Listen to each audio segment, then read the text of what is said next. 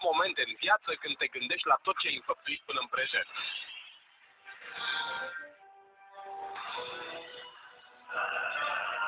Momente când pătrunzi în adâncul ființei tale,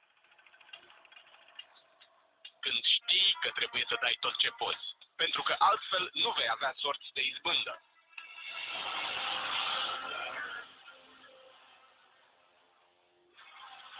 În momente ca acestea descoperi cine ești cu adevărat.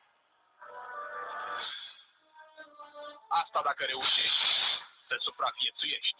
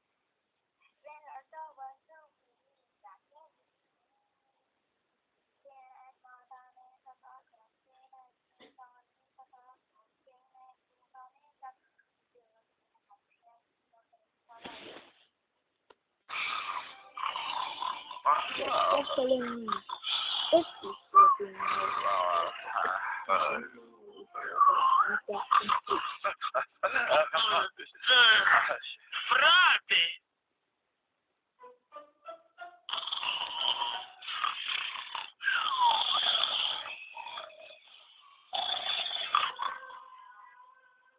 Antrenamentul de dimineață, fiule. Da, sensei. Cât orașul e încă adormit. Disciplina ta e vrednică de laudă, Leonardo. Să ai spor la alergat. Am încredere în tine că nu te vei întoarce singur la vizuina noastră. De ce aș face-o? Pentru că tunelele în care locuim sunt tixite de luptători ninja foot și noi suntem forțați să ne ascundem ca niște lași acasă la April? Pui o întrebare care nu este întrebare. Dacă vrem să ne învingem dușmanii, trebuie să acționăm în echipă, nu dezbinați și în pripă. Am înțeles, maestre Splinter. Totuși am o curiozitate. Acum că Shredder nu mai e, ce au de gând luptătorii ninja foot? Răbdare, fiule. Presimt că o să aflăm cât de curând.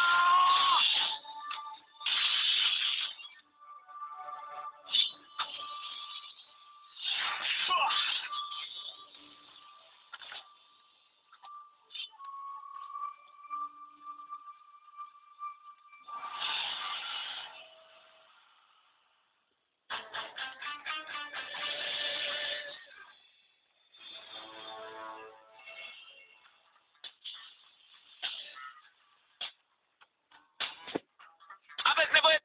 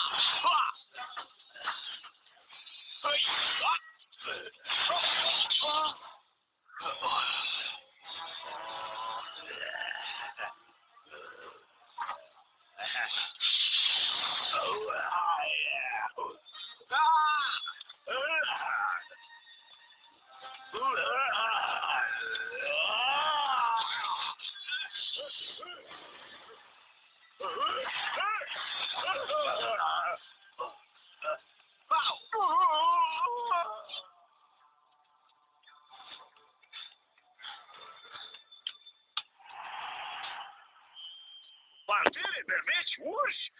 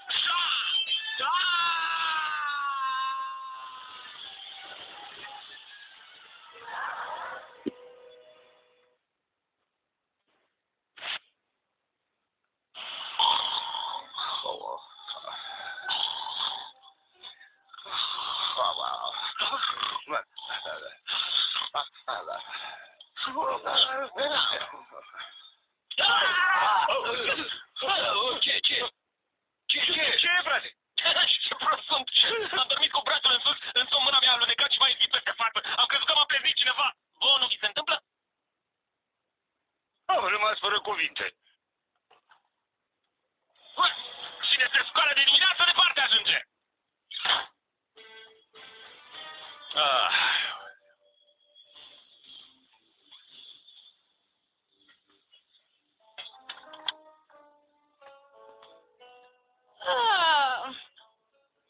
Chiar am în sufragerie 4 testoase și un șobolan. Credeam că a fost un coșmar. Hei, miroase ars. Găsește Mikey.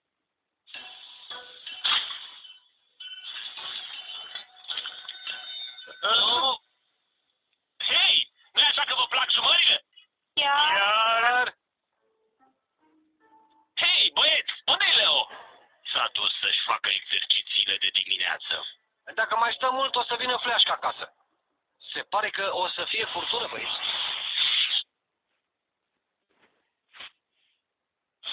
A prins-o! Alta! Oh, nu! Încă una! Pe sus! Farfuriile mele de porțelan! De ce să nu fie zi ca toate celelalte? Copii. Ne pare rău, April. Da, tare rău. Auzi, n-ai niște lipici? Nu vă mai stresați.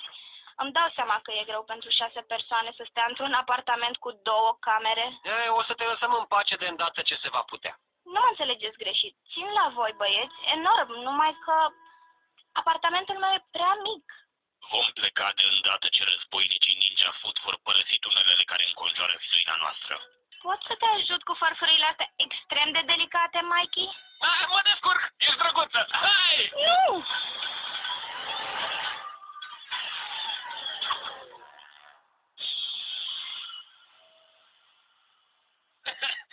Antrenament ninja!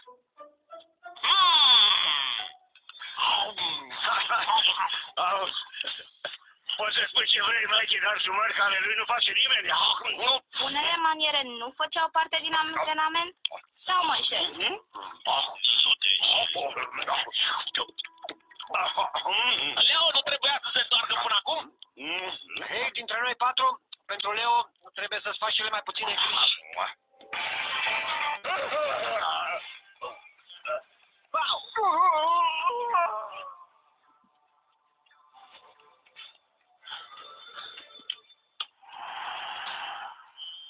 Pantere, berbeci, urși, au până și delfini. Cred că ar fi loc de ceva mai reptilian. Te gândești la testoase? Din păcate, prietene, când vine vorba de umila testoasă, societatea folosește prea des stereotipul de înceată. Ce tot zice acolo? Nu înțeleg. Vă rog, sunteți atenți un pic?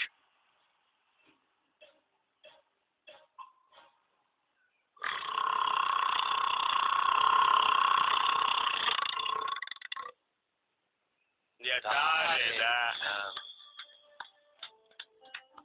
Iu. Gândește-te că eu stau zi de zi cu ei. Vă rog, sunteți prea amabili.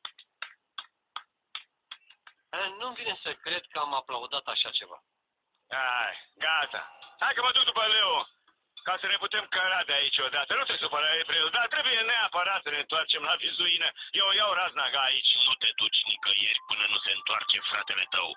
Stai jos. Hai, frate, dar ce situație? Trebuie să stăm aici, să ne plictisim în timp ce Leo are parte de toată distracția, nu? Aveți nevoie de ajutor? Nu-l lăsa să se apropie de farfurii. Super! A mers! Auzi, mi se pare mie sau e tot mai șmecher?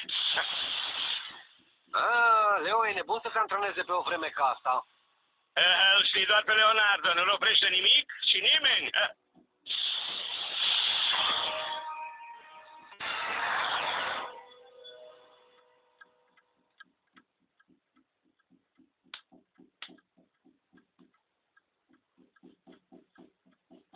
Băieți, încep să-mi fac griji. Leo trebuia să se întoarcă de mult. Cred că e prima dată când îi dau dreptate lui Mikey. Mai se Splitter.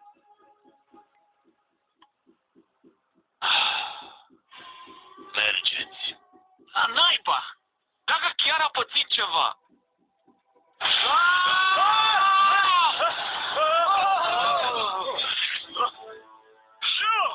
Leo, ce s-a întâmplat?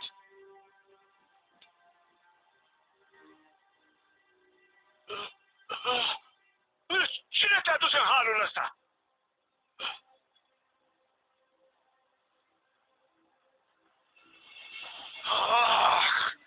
O să aflu eu cine e vinovatul.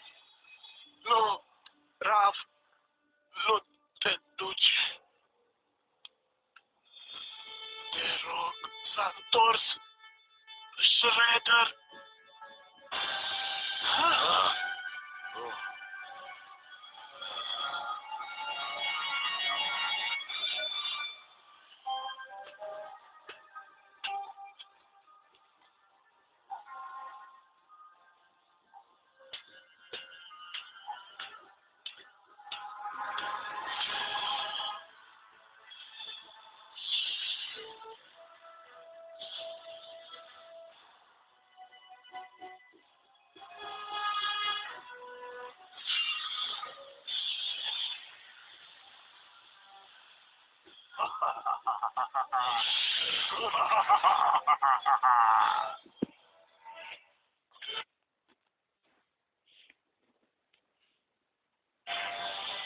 Ce? Ce a spus? A spus că Shredder s-a întors. Nu se poate. Eram cu toții de față. Cu toții am văzut ce s-a întâmplat în acea noapte acolo pe acoperiș. Nimeni nu va pleca de aici în viață. Nu! Ne-ai distrus familia odată. A doua oară nu-ți voi mai îngădui.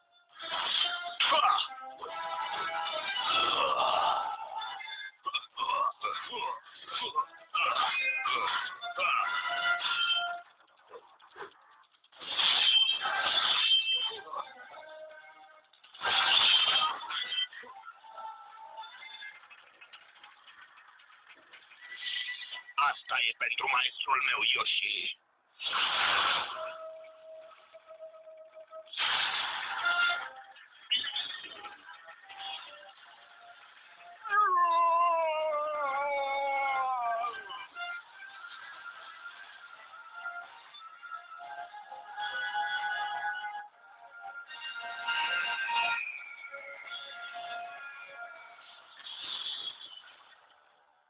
E imposibil. Un om nu avea cum să supraviețuiască. Noi nu avem de face aici cu un om oarecare. E vorba de Shredder.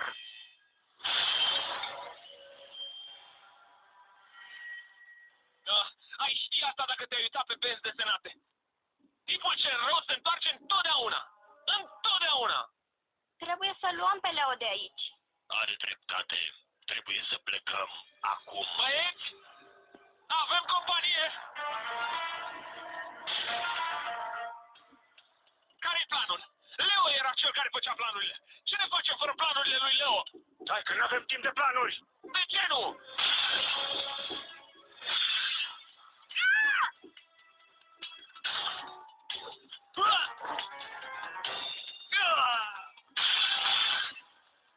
Maestre Splinter, ia-l pe Leo, le acoperim noi.